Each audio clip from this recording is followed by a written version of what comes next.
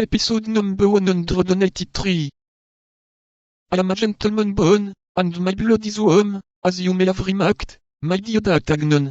The insult was terrible, and although unknown to the rest of the world, I felt it live and fester at the bottom of my heart. I informed my superiors that I did not feel myself sufficiently prepared for ordination, and that my request the ceremony was postponed for a year.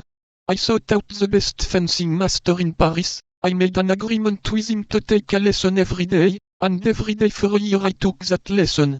Then, on the anniversary of the day on which I had been insulted, I hung my cassock on a peg, assumed the costume of a cavalier, and went to a ball given by a lady friend of mine, and to which I knew my man was invited.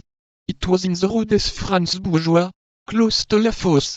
As I expected, my officer was there. I went up to him as he was singing a love ditty, and looking tenderly at a lady, and interrupted him exactly in the middle of the second couplet. Monsieur, said I, does it still displease you that I should frequent a certain house of l'European? And would you still cane me, if I took it into my head to disobey you? The officer looked at me with astonishment, and then said, What is your business with me, monsieur? I do not know you. I am, said I, the little abb who reads Lives of the Saints, and translates Judith into verse.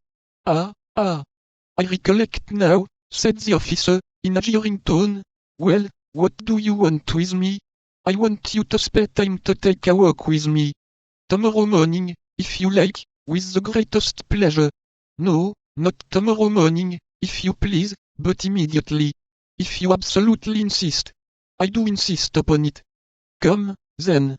Ladies, said the officer, do not disturb yourselves.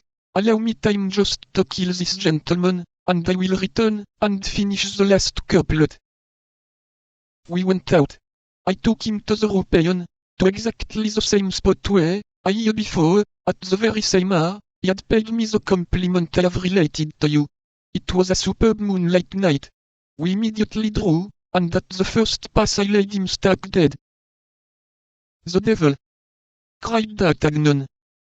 Now, continued Aramis, as the ladies did not see the singer come back, and as he was found in the European with a great sword wound through his body, it was supposed that I had accommodated him thus, and the matter created some scandal, which obliged me to renounce the cassock for a time.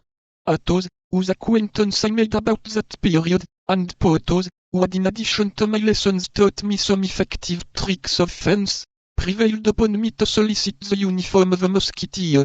The king entertained great regard for my father, who had fallen at the siege of Arras, and the uniform was granted. You may understand that the moment has come for me to re-enter the bosom of the church. And why today, rather than yesterday, or tomorrow? What has happened to you today, to raise all these melancholy ideas? This wound, my dear D'Artagnan, has been a warning to me from heaven. This wound? Bah, it is now nearly healed, and I am sure it is not that which gives you the most pain. What, then? Said Aramis, blushing. You have one at heart, Aramis, one deeper and more painful, a wound made by a woman.